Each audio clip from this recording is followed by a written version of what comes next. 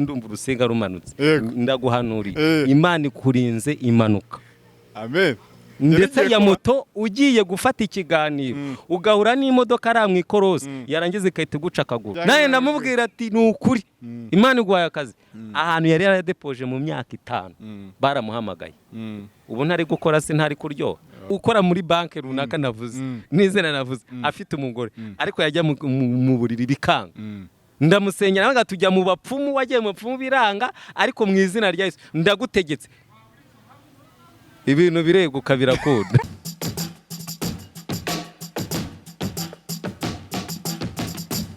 Meze fresh sana turabasuje kandi tubaye ikaze mu biganiro bya Yawe TV mu mudukurikirana umunsi ku munsi. Twishimiye cyane ko mukomeza kubana natwe abakunzi bacu batandukanye bahora muri comment bandikamo batubwira ibyo gukosora. Tuba tubashimira cyane muri abagaciro kuri twebwe. Okay, nizere rero ko mumeze neza cyane. Tubaye ikaze uyu munsi none turi kumwe n'umukozi w'Imana. Umukozi w'Imana cyangwa se n'umwana w'Imana. Umwana w'Imana. Umwana w'Imana n'umukozi ariko ibyo bintu byo bicanga abantu. Sobona babondo umukozi w'Imana. Umukozi arahembwa manda ikarangira akirukana. Ariko umwana bahari. Umwana iyo ari mu rugo kwazi arahaba ntiyirukanwa ntiyicwa n'inzara nta nubwo yambara iniforume. Cyane. Umukozi yambara iniforume. Umuganga iyo yambaye itabura wamenya ko ari umuganga. Ntago wabimenya. Ariko umwana uri mu rugo yambara costume ejo akahindura kuri akari mu rugo kwasi. Ese ubwo urumva yamusaba akamwimasa? Ntago bishoboka. Okay. Tugwaye ikaze kuri Yawe TV. Yego naye ndabashimiye Imana ibahe umugisha. Watangira kubwira abadukurikiranye. Nitwa Nsabimuwe Jean d'Amour. Yego. Ndi umukozi w'Imana cyangwa se ndi umwana w'Imana. Ongeye urabivanze. Impamvu mbivuze haraba dufite imyemerere igiye itandukanye. Rero ndi umwe mu bana b'Imana yatoranyije yahamagaye bigoranye kandi nongeraho gutoranya bigoranye. Yego. Sinzi nimba bisobanukiwe. Ndimo ndakumva cyane. Nsengera ku mudugudu wa Nyakabanda cyangwa se itorero rya Nyakabanda ADPR.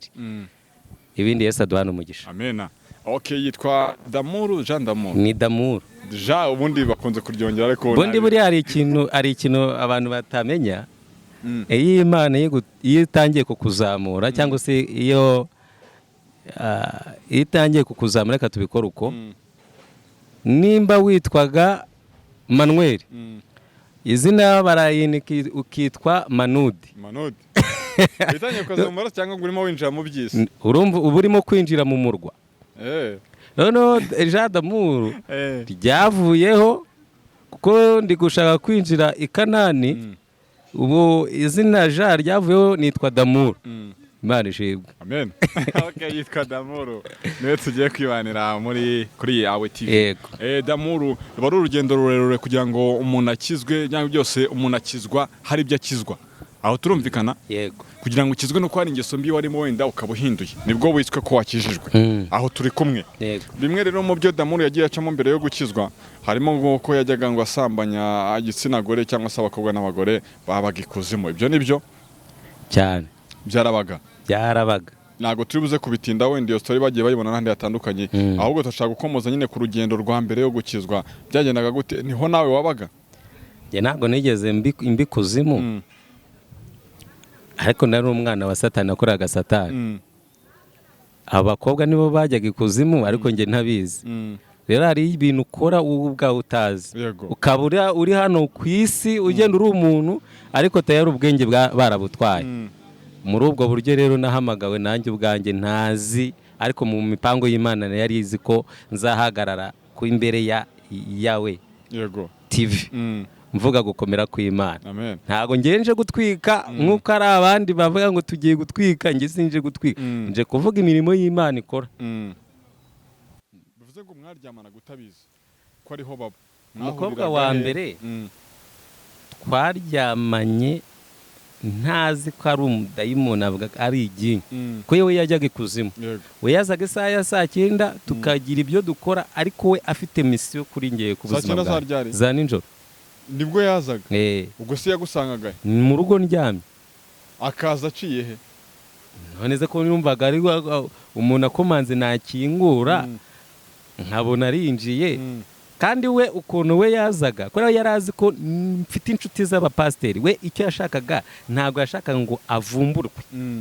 Mbese hari umudayimoni uza ku buzima bwawe ariko ntashaka, mbese agakora ibintu byose, mbese reka dukore wenda nk'ubutasi. Iyo inzego z'ubutasi njya mbibona mu mafilime, nk'ubu nzego z'ubutasi bwa Amerika iyo bugiye gutata ahantu bagomba gufata ibimenyetso bakabijyana nta n'ikimenyetso na kimwe bagira ngo kihasigara. Rero na Satani we nuko akora, we aza afite gahunda yo kwica runaka, ariko mu buryo bashaka kumwicamo aramuteza ikintu cyitwa ubusambanyi. Hari abantu basambana ariko batazi uburyo babikora.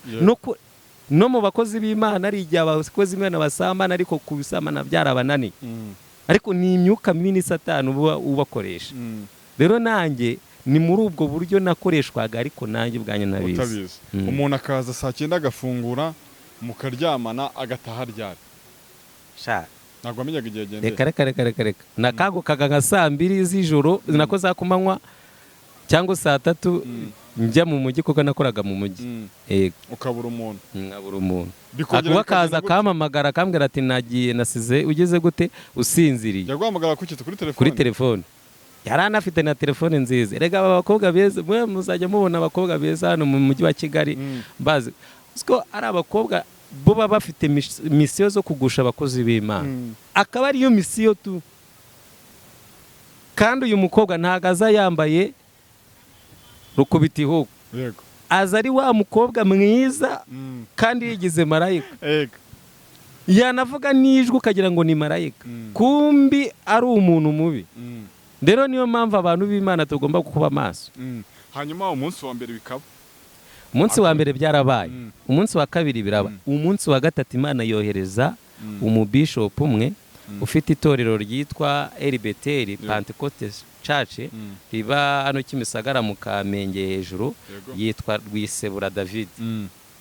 Niwe muntu Imana yohereje ansanga mu mujyi, araza arambwira tumva Damu n'amazina yazi, aho nkorera hazi. Araza arambwira ngo Imana inyohereje ahangaha irashaka kurokora ubuzima bwa, uremera gukizwa? Gukizwa ntabyo narinzi, kubera ko ngewe narinzi ko kunywa inzoga no kusambana ari byo bintu bibaho biryoha ku isi. Numbwira ibintu by'urukundo, numbwira ibintu byo nicyo nubwo buzima numvaga nibereyemo. Araza arabimbwira, maze kubimbwira arambwira ati uremera gukizwa? Ndabwira ati ngiye ndumva nta kibazo. Arambwira ibyo agomba kumbwira iby'Imana imubwiye, ntabwo nari nzi iby'Imana ko bivuga, nabwo bwa nari mbyumvishije.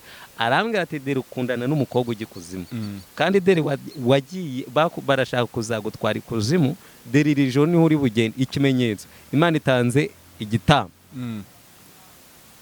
sinzi ibyari byo. Kabiri, impaye ikimenyetso mu kiryamo uryamamo hano ku musego wawe, munsi y'amatora hari imisatsi ibohe imeze nk'ingata. Jya mu rugo urabihasanga. Umuntu yahise anyatuza vuba, nawe nabagareka njye kureba koko byaba pasiteri nka babandi Bibiliya ivuga. Nabagareka ngende, naragiye inshuti yanjye n'abadukurikiye, nsanga iby'umushumba yambwiye kuko nsanga nibyo.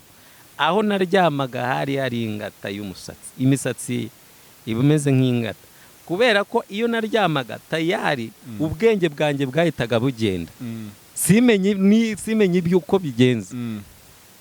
Maze kubibona ibyo bimenyetso, yarambwiye urasanga munsi y'amatora hari imisatsi. Ikindi cya kabiri, hari n'ifoto yawe uri bubure mu mafoto ufite. Nsanga koko iyo foto ntayo. Uko niko byagenze. Mwamenye muti uwo mukobwa? Namukuye Sky, niho namuguze ku mafaranga yanjye 25,000. Icyo gihe naguraga indaya. Rega Imana ikora kure. Ariko ndashima Yesu, utareba nk'abana b'abantu, ureba nk'Imana, kareba igatowe kavuga ati reka ntoranye umwana wanjye witwa Nsabimuje Dawe n'umuru muhagakiza, akagakiza nkubwira nago kagurwa muri butike, nta nubwo gatoragura mu muhanda, mwene wanyu ni akaguha, so na nyoko niba akaguha, imiryango ntako yaguha, usibye Imana yonyine yazi kaguha agakiza. Icyambere nuko umwizera ukamwiringira. Nicyo dusabwa gusa. Cyonyine. hanyuma icyo gihe wari mu guzumbi 20 ni wowe wenyine mwabikoze se wavaga ikuzimu cyangwa nyuma Oya. waje kugenda nyuma naje gukundana n'undi mukobwa mvuga ngo noneho ngiye mu rukundo mukuye mu nzu y'Imana nabwo rega no mu nsengero nabo bajyamo yego uwo mukobwa namukuye mu nzu y'Imana biba ngombwa ko we akora icyo bita kungusha ko nakijijwe buri 2007 arangusha ngwa mu cyaha cy'ubusambanyi umukobwa agikuzimu reka wenda ari we kuko ni batatu ariko ndagarukira kwa kabiri kuko wa kabiri we yankoreye rurangiza kumbi yaryamanaga na sekuru wapfuye sekuru wawe sekuru we yego nuko ngo umuzimu wa sekuru niwe wazaga gusambana nawe uze ngo nyina asangiraga umugore ni dayimoni sinzi nimba ucyumvishije Imana ikura kure muvandimwe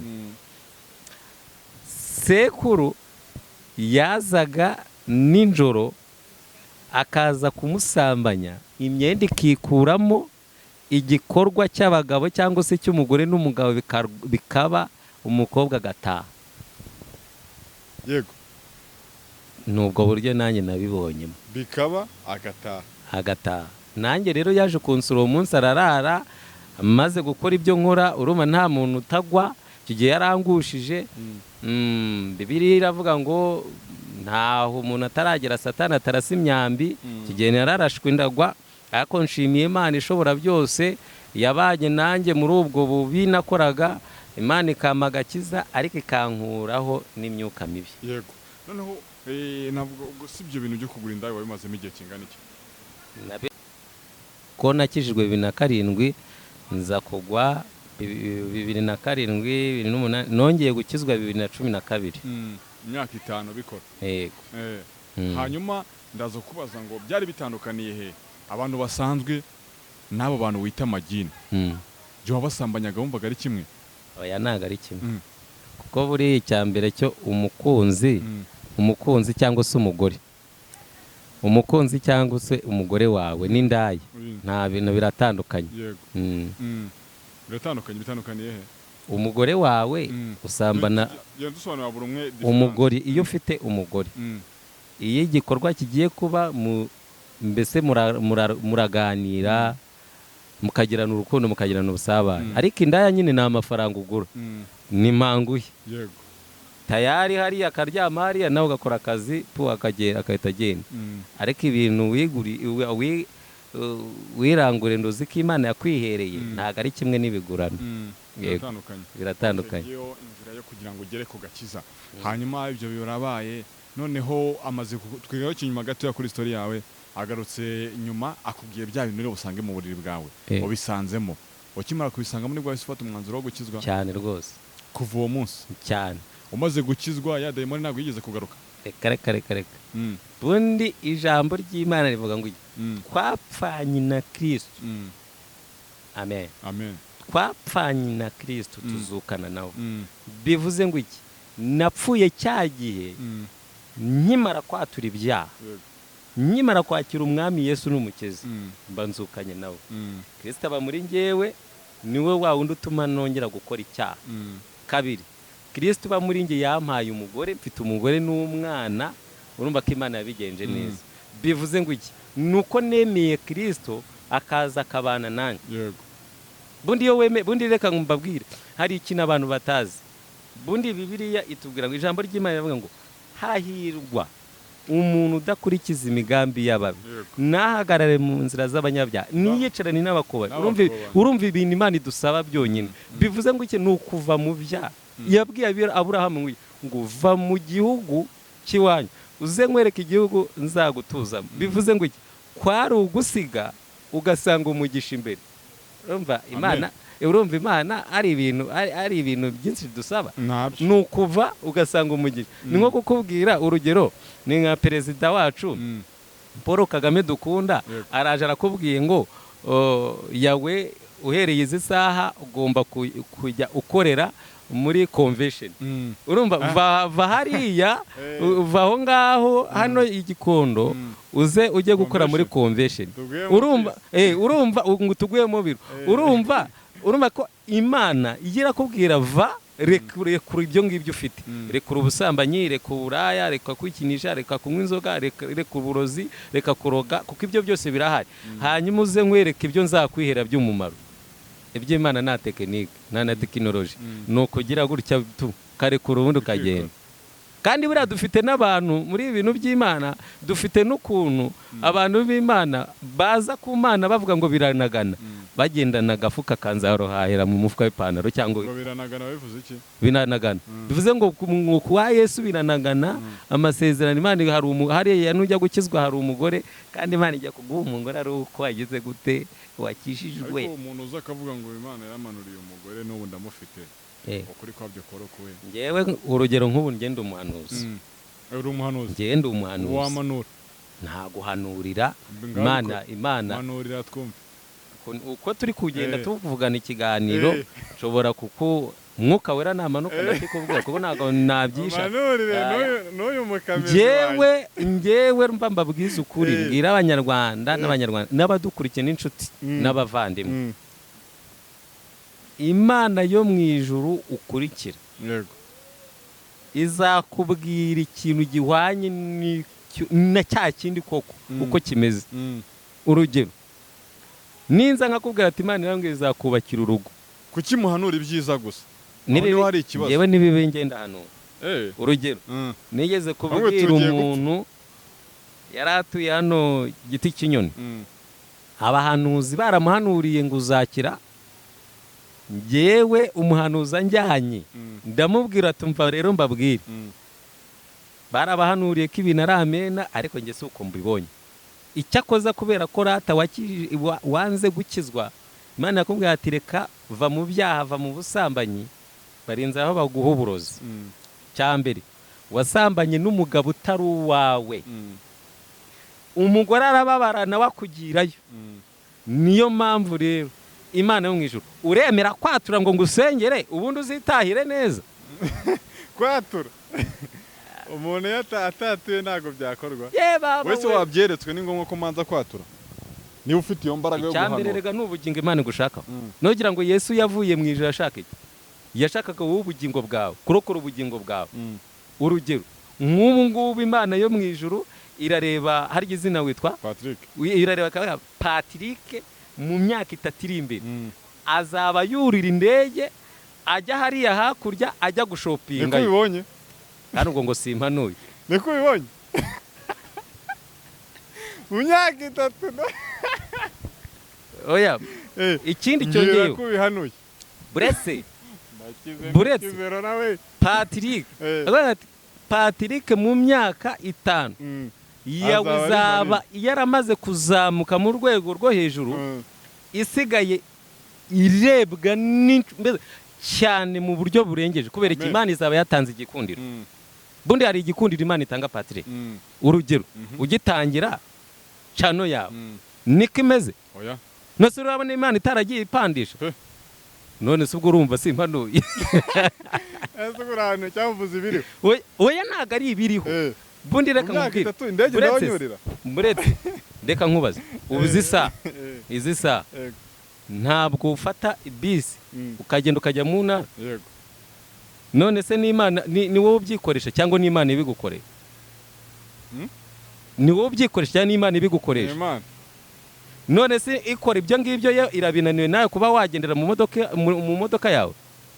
Kubera iki? Bivuze ngo wowe Imana usore iki kiganiro, ibi biganiro ukora, Imana irimo iragutunganyiriza inzira nziza ugomba gucamo. Amen. Hano iki biganiro ukora harimo ubutabazi bwawe, kandi uko niko kuri mamanyije n'umwuka w'Imana.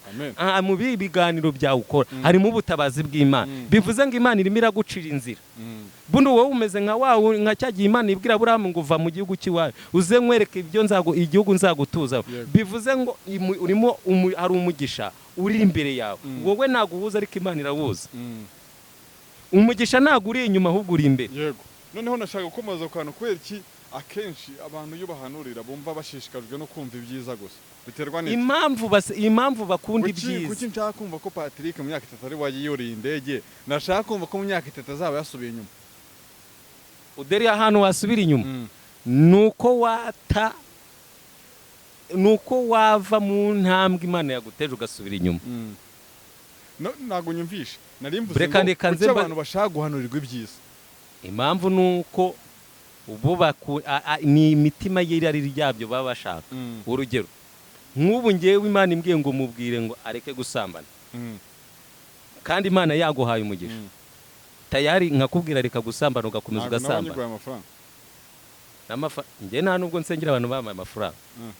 Oya, siko nahamagawe. Ngo Mutabazi uramuvugurusha. Afite uko yahamagawe, nanjye mfite uko nahamagawe. Mutabazi ndamuzi. Ujya namukurikirana?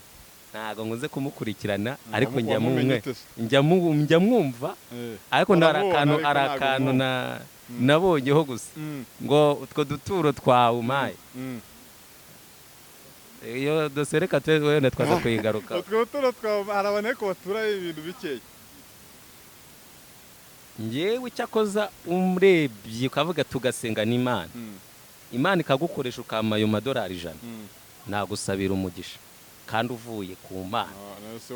Uretse mbanze nkubwire impamvu nuko Mutabazi ashobora gusengera umuntu akavuga ngo Imana irambwiye mpa amafaranga, kandi wenda Imana itayimutandukanye, kandi akayigira gute akayatanga. Kubera iki impamvu uwo muntu ayatanga? Ni ukubera akazi ikibazo afite, kandi yizeye ko kigomba gukemuka koko, kandi ntikinakemuka. Kubera ko nayatanze atari mu mwanya wo gutangwa amafaranga. None se Mutabazi ibintu byose avuga ntago muhuza, cyangwa harimo ibyo avuga wumva ari ukuri? Ngewe reka nkubwize ukuri n'umwemerere yanjye. Afite amavuta ye, nanjye mfite amavuta yayo. Kabiri, afite aho yimikiwe, we niwe uhazi, njye nta naho nzi.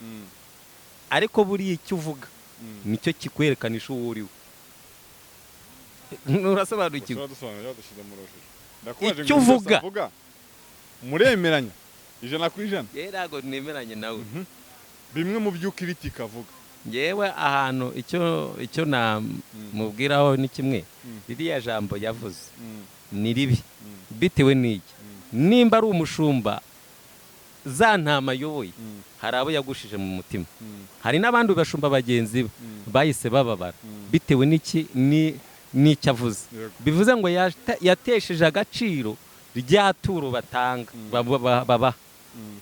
None aho ngaho ugeze. Wenda ukiri cya Mutabazi tukivaho, n'abandi nabo njya mbona badahuza n'abantu, ndibaza ngo ni mwese niba mukorera Imana imwe, kubera iki mudahuza? Nukora ko nta rukundo rwaburiye he? Imana buriya gusa murwigisha abantu namwe ubwanyu rutari muri mwe. Nyine nicyo nkubwira ngo ibyo uvuga nibyo bikwerekanisha uwo uriwe. Urugero, Sawuli Imana imaze kumwimika agiye kuba umwami, yishyize hejuru. Imana yitegereje ireba Dawidi uri mu ishyamba. Icyambere, Dawidi yari afite umutima nk'uw'Imana ishaka, agenda nk'uko Imana ishaka. Imana itareba nk'abana, itareba uburanga, ikitegereza ka Dawidi kariya nk'uko yakitegereza Damu ndi imbere ya kamera, kavuga ati ngiye ngusutsaho amavuta yawe. Aya mavuta ngo uzaba umuntu ukomeye, izaba irebye uko umutima wanjye umeze. Nimba rero ngewe mbivuga ariko bitariho, ariko mfite izindi nyungu, icyo zaba wakisha. Bamwe mu babwiriza mukora umurimo umwe, baba abapotre cyangwa se n'abapasiteri, wumva ibintu bavuga bitarimo amavuta y'Imana n'abandi. Urugero nk'ubwo ako kantu kavutse kahise kamena amavuta. Hari abashumba bahise bamenerwa amavuta. Kariya ngo iryo turo ryawe umpaye, ngo ndagenda nkasangira na profete hariya muri Mariyoti, ngo tukatumara rikahashirira. Yewe reka nkubwize ukuri, urabyenda mukabasangira, ariko umunsi uhuye n'ikibazo runaka, ntago babandi mwasangiye bagutera umugongo. Nshuti yanjye, bakunda ufite, iyo umaze gukena nta kintu mbese bahita bakuvaho. Imana yaguteretse mu mwanya, Imana ishaka Imana irawuguha. Yongwe ni umukozi w'Imana pe, umva bundi ni umukozi w'Imana, na Pasiteri Mutabazi nawe ni umukozi w'Imana. Ariko hari ibintu Yongwe aza kuri social media ati ngene Imana yama ngo nako ngo ndi umukire, ngo mfite nga mamodoka, ubukire ntabwo baburata. Cyambere ni irate Kristo. ariko umuntu arata ibyo afite. Reka nkubwire. Ese umuntu adafite imodoka yaza kuvuga ko Uretse mbanze nkubwire. Imodoka ni si igiporoporo. Wajyana mu muhanda kikagende kigasenyuka bakakugonga kigahira imari. Imodoka. Wirata irate Yesu. Wirata ni irate Yesu. Nge ntago naza kuri social media ngo nje gutwiga ngo nje mvuga ngo ngiye ngo mfite amamodoka ngo Imana y'amafaranga. Dawidi uri arayipfa mu ishyamba ari gutozwa. Azaza ahita gukura kuri iyo ntebe yawe tayari. Uwo ni na apotre Yongwe nawe ntago. Nge ntago naza kuri social media ngo Yongwe rwose ndamuzi pe. Ndamuzi nigeze no gusengera mu rusengero rwe hano mu Nyakabanda. Ariko Yongwe rwose Yongwe naze kuri social media avuga ati wirate Yesu. Weza kuri social media uvuga ngo mfite imodoka mfite amafaranga uraje gutwikana ngo na uwa gatatu abakozi b'Imana benshi nabonye bare kuza ku social media barimo gukubitana guhondana. Yego. Umwe yarazamutse Imana iramuzamuye ngo turiya ngo ari amavutana ngo nayo muntu uza mu ishyamba. Agari byiza nk'abakozi b'Imana bahamagawe n'Imana. Icyambere ni urukundo. Nimba utaje uvuga ati ngiyewe nimba uvuze ngo Yongwe nimba ataje arebe abonye Damuru wenda urugero reka nihereho nkavuga ati uriya mukozi w'Imana ari mu mwuka w'Imana reka tumushyigikire. Wowe uraje uramusenya. Ubwo se ubwo bugaragaje ubukirisitu cyangwa ubugaragaje isura itari nziza. Kandi siko Imana ishaka. Mwibuke neza Yesu baramubajije ati yemwe bene so barendere ngaba baje kubareba. Aravuga ati reka da aba turi kumwe nibo bene data. Bumva ijambo ry'uwantumye bakarikomeza. None se ubu ngo ni ikihe cyigisho bawerekana kuza ngo mfite oya yasokone. Hanyuma abone mu butemera ariko se nta nabajya bacaho yavuga ubutumwa bw'agakiza. Bo hari umuntu witwa Ezekiel Rukundo. Ezekiel Rukundo. Icyambere impamvu muvuze turaziranye twaranabanye. Uriya ni inshuti yanjye. Niyo mpamvu muvugiye. Ntago muvugiye kubera ko nzi ubuhamya bwe. Nubwo buriya nta muntu utagera udatandukira wenda ashobora kuza akavuga ibidakwiriye ariko ni umuntu ukunda gucyaha. Buri umuntu udacyahwa niyo wabundi werega bikameneka ntago byavamo.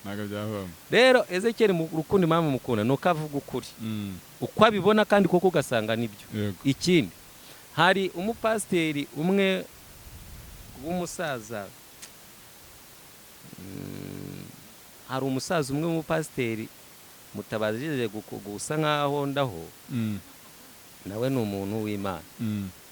Ikindi Korode nubwo ari abantu bamufata uko atari ariko ngiyewe na umuntu twasenganye nawe ndamuzi. Rene abantu benshi hano harimo reka Bibiliya avuga ngo haracyari ibihumbi 7 bitarapfukamira Bayali.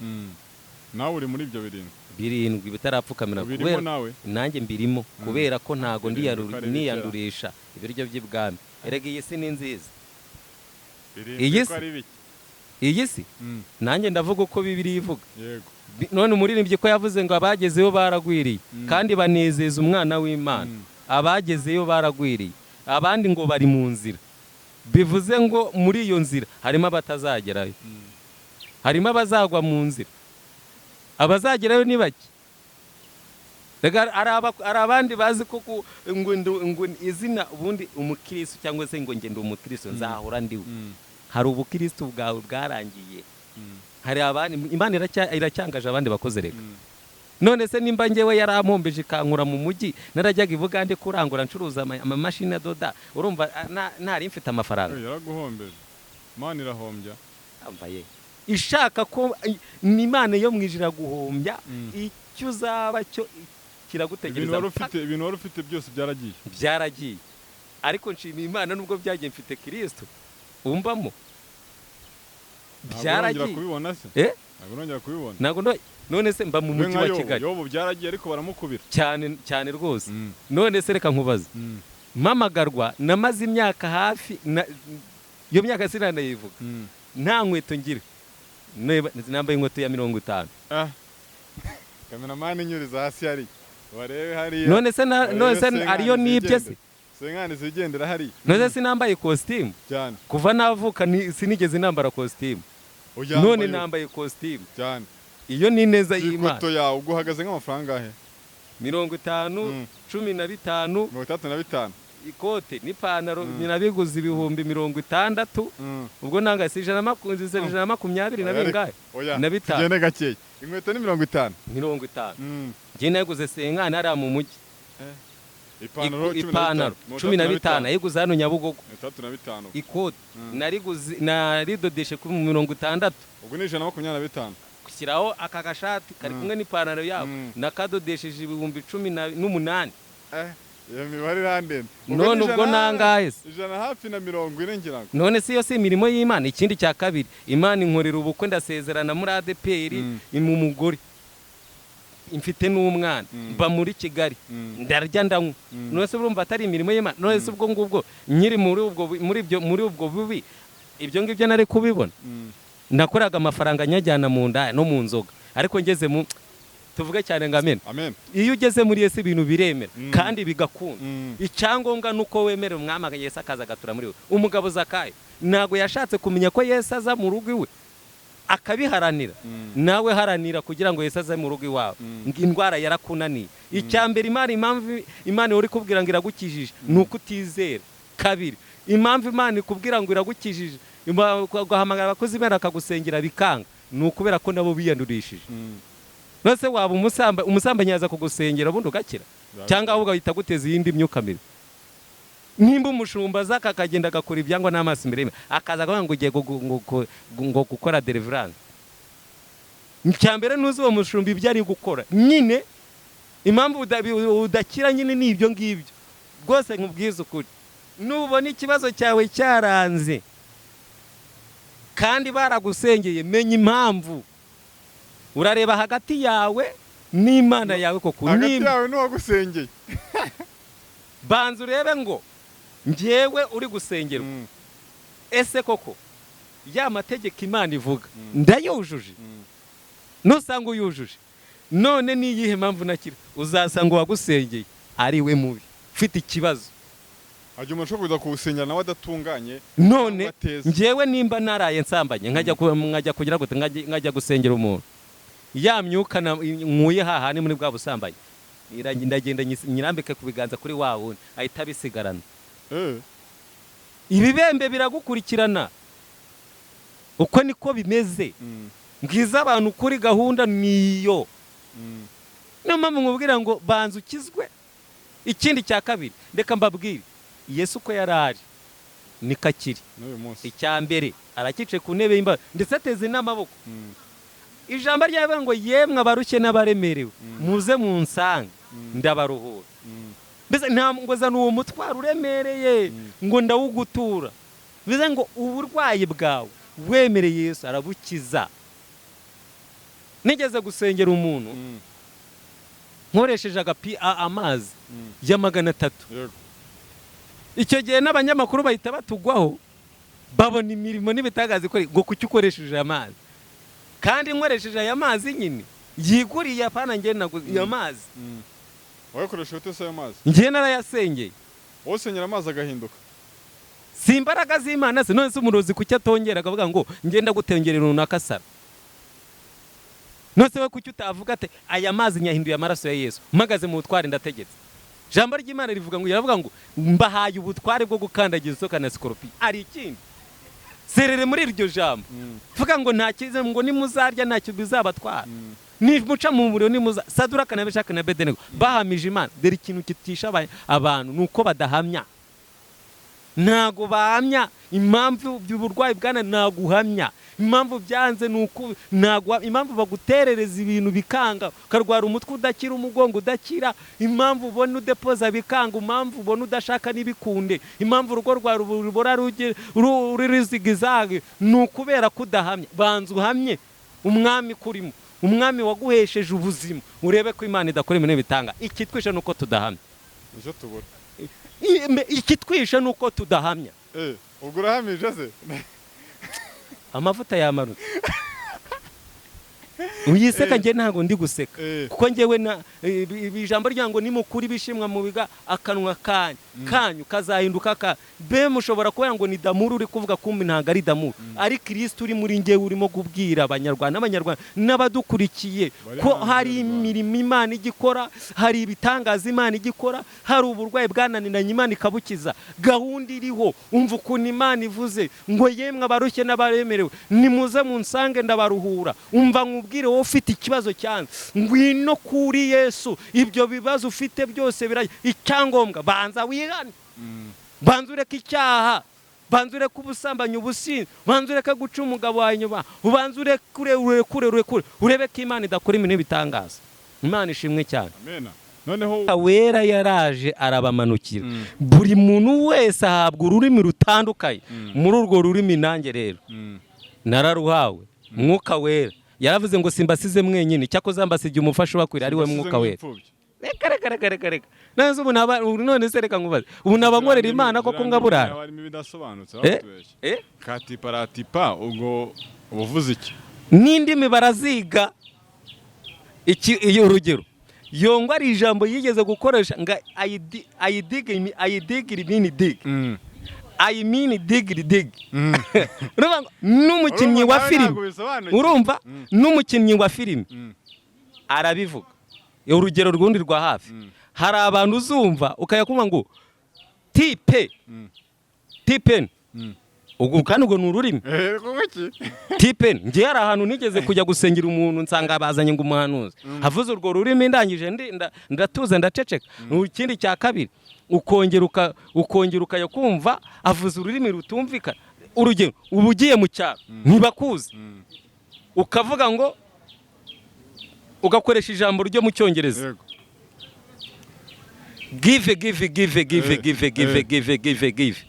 give si sabune none ubutabisobanukiwe karuko Imana yaje gatanga ubwenge mu banyarwanda kugira ngo asagira ngo hari ikintu abanyarwanda bazongera kube reka hari abantu basobanukiwe imvugo y'Imana.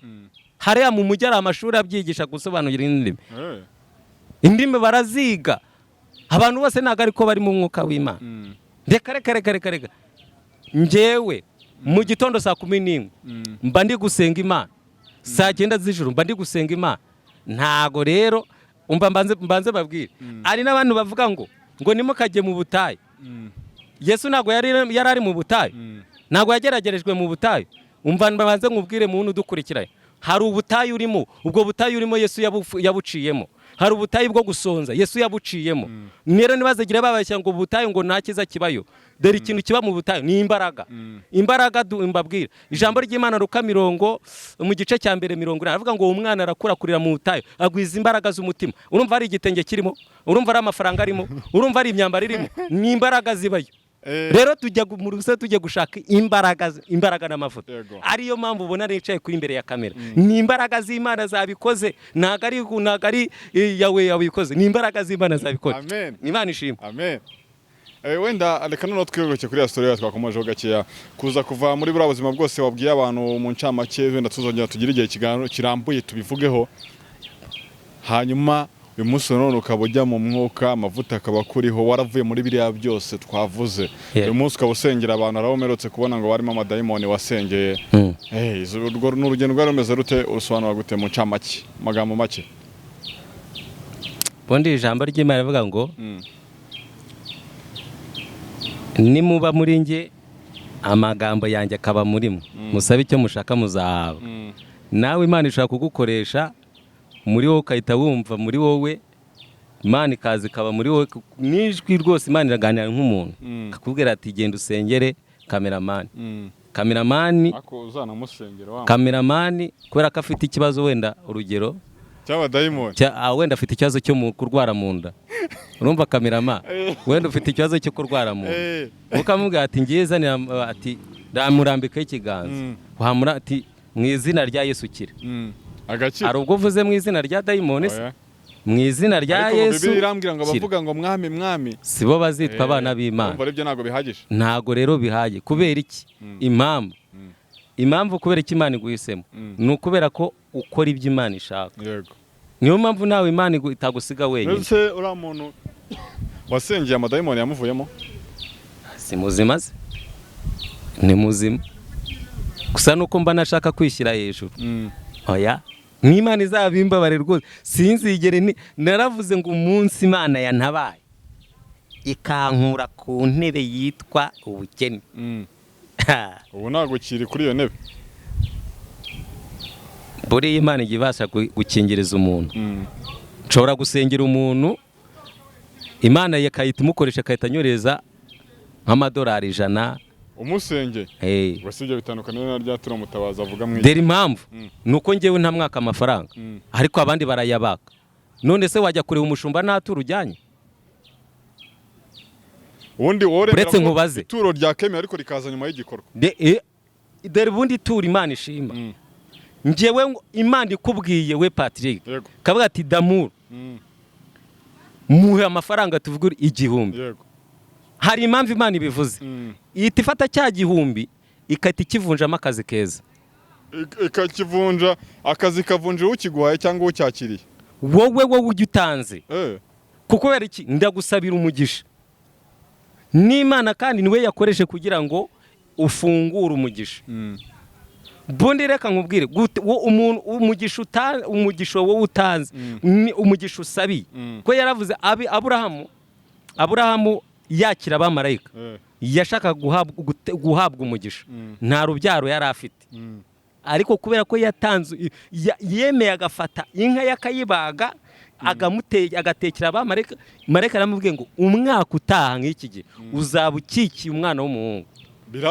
Biraba rero bivuze iki we yarakoreye umugisha. Hari abantu rero batazi gukora umugisha. Umuntu akamubwira ati ngewe mpa amafaranga ya naya ngewe ngusengere ko Imana wabyirwa n'iki nimba ari Imana ivuze. Nawe mbwira wabyirwa n'iki nimba ari Imana ivuze. Ariko ngewe nimba nkusenya ngavuga ati rwose inshuti yanjye Imana iragukijije. Hanyuma muri uko gusenga Imana ishobora kugukoresha ari Imana ikoresheje ikagusanga ubwawe ukamaye amafaranga. Shayebana Imana irafungura. Urugero hari umuntu wari waradepoje rwose pe simuvuze mu izina yaradepoje ahantu henshi ariko deri igitangaza naramuhamagaye icyo gihe nari nashonze inzara yanyishe pe singiye kubeye inzara iraryana sinzi nimba inzara yarakuriye inzara yarandiye n'ubu sinari nahaga pe kubera inda ntago yari yazi. Urumva Patrick kandi ibi bintu mbabwira n'ukuri biri seriye. Ngewe naraba inzara yaranyishe uwo muntu nza ndamuhamagana nawe ati rero uzi ikintu rwose pe yaramamagana arambwira ati Damu ndashaka unsengera ambonye ku kinyamakuru ndamubwira ati nta kibazo. Arambwira ati ariko ngewe ndashaka kugira ngo mpeshe umugisha kubera iki mfite inote y'1000. Ndamubwira kinyoherereza yarabanje anyohereza icyo 1000 ndabangenda nyereza umugore ndamubwira ati genda uhahe tubanze turi agura imvange turazirya tumaze kuzirya ndamuhamagara kuri telefone yanjye ndamubwira tumvuko Imana ivuze iguhaye akazi.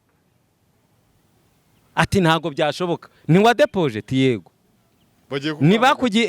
ni wategere kwa guhamagara ugaye bati yego tarika kira telefone y'umugisha uwo mwanya hashize ukwezi nagiye kurambona message yambwira ati Damu ubu nibwo ubaye umuvandimwe wanjye kibazo naye nuko yibagiwe. Hari igihe badusezeranya mbikanga ariko icyangombwa nuko ngiye nakoze akazi kanjye naye ndamubwira ati nukuri Imana iguhaye akazi. Ahantu yari yaradepoje mu myaka 5 baramuhamagaye ubu ntari gukora se ntari kuryoha yari ari ahantu musaza ntiyavuyeyo munatuye hano Kacyiru ntari Kacyiru nose ubwo urumva Imana itaramukuye mu cyari kamuzana mu mujyi kumvange ze nari nose ubwo urumva ntaramusabiye umugisha. Patiri tuvugisha ukuri urumva ntaramusabiye umugisha. Abantu nk'abo nibo bantu badukeneye. Rero ntago ngewe nzasaba umuntu amafaranga reka nzarya akagabuye atakagabuye nkihorere. Ngewe yabatsengera abantu mbaka amafaranga nanjye mba ndi mu rwego rwo hejuru mba ntuye mba mfite inzu yanjye ngo iki mba afite n'imodoka kandi ni ukuri hari umuntu uri muri Amerika njyewe nasengeye afite ikibazo cyo kwikinisha byaranze kandi ari umukire ndamusengera arakira ubu se ubu ngubu nta kintu mwavugana shabyihore hari n'undi uri ukora muri banki runaka navuze n'izina navuze afite umugore ariko yajya mu buriri bikanga ndamusengera nawe tujya mu bapfumu wagiye mu bapfumu biranga ariko mu izina rya Yesu ndagutegetse ibintu bireguka birakunda namu bakoze cyane kadusoreze hano sawa Imana iguhe umugisha abantu tuzongera tuganire ku buryo burambuye yego wakoze cyane kubana natwe turagushimiye sinzi niba wabwira abantu wenda nimero yawe umuntu wenda wagukenera kugira ngo wenda ubwo bufasha bw'amasengesho cyangwa se n'abandi bantu wenda n'izindi nama zitandukanye wabaha nimero yawe hanyuma tugasoza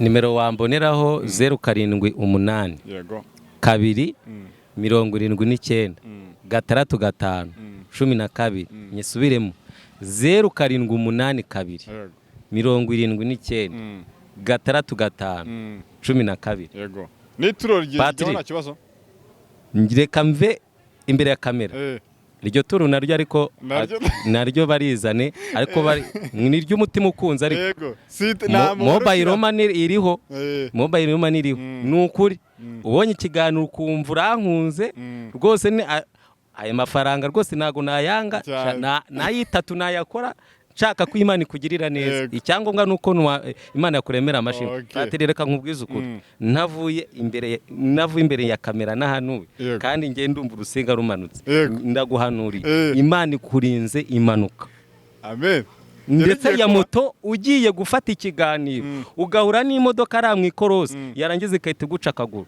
Imana yo mu ijuru igukureho iyo mpanuka kabiri ikurinze n'uburwayi bwo mu nda ndabuguhanuriye Imana iguhe umugisha mwakaze cyane kudukurikirana no kubana ukuri ndaguhanuriye Imana n'ukuri kabiri yanakurinze n'uburwayi bw'ibisazi amen reka mbabwire ari ibintu tuvuga ari igihe wowe ntago ubu byumva hari igihe umuntu aba byumva nka brag ariko nibaza ko wamugana Imana bifite hari igihe tuvuga ibintu mukavuga ati ibi bintu se byashoboka ariko nyamara nukuri Imana yo mu ijuru ikurindiye amaguru yawe kandi nukuri ikurinze amaguru yawe ya moto iyo rigiye kuyasekura Imana iguhe mukomeze kunogerwa n'ibiganiro bya yawe TV kwa Patrick mukomeze gukurikirana website yawe tv.com kugira ngo mubashe kumenya ahisi bayerekeza ikintu cya mbere n'amakuru ndabashimiye cyane amahoro y'Imana bane namwe reka dusubire mu biganiro byacu bitaha nakagaruka